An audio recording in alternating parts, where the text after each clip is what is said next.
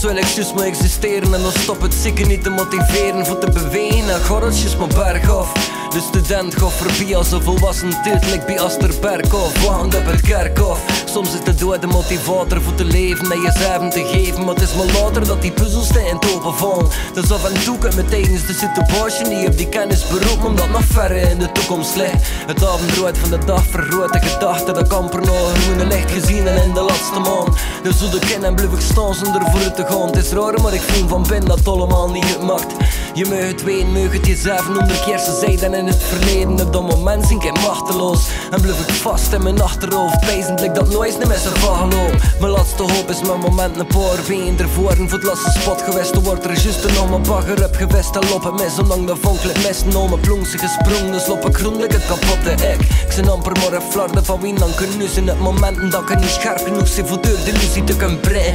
En voelt er niks veilig of comfortabel, lik ik vast te zitten in een zelf gecomponeerde fabel. Soms is het leven niet te overzien en zo de hoop verliezen, nou is op onze droom verblind. Elke beslissing is veranderlijk, niet makkelijk en amper een fractie van de persoon van ben. Soms is het leven niet te overzien en zo de hoop verliezen, nou is op onze droom verblind.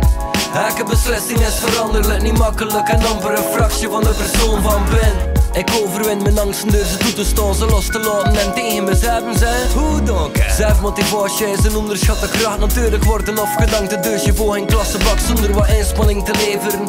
But the mind is a powerful thing. Het staat voor je te ontregelen of even goed is staat voor je not just de pad te leiden. Dat je vervolgens met je hart bewandelt voor niet af te wijnen.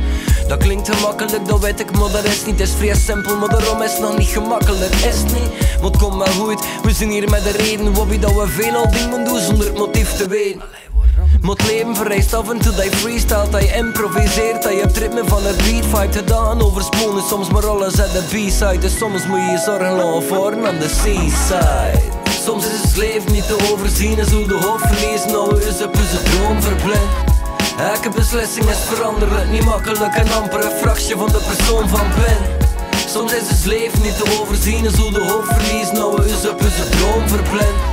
Elke beslissing is veranderlijk, niet makkelijk en amper een fractie van de persoon van ben.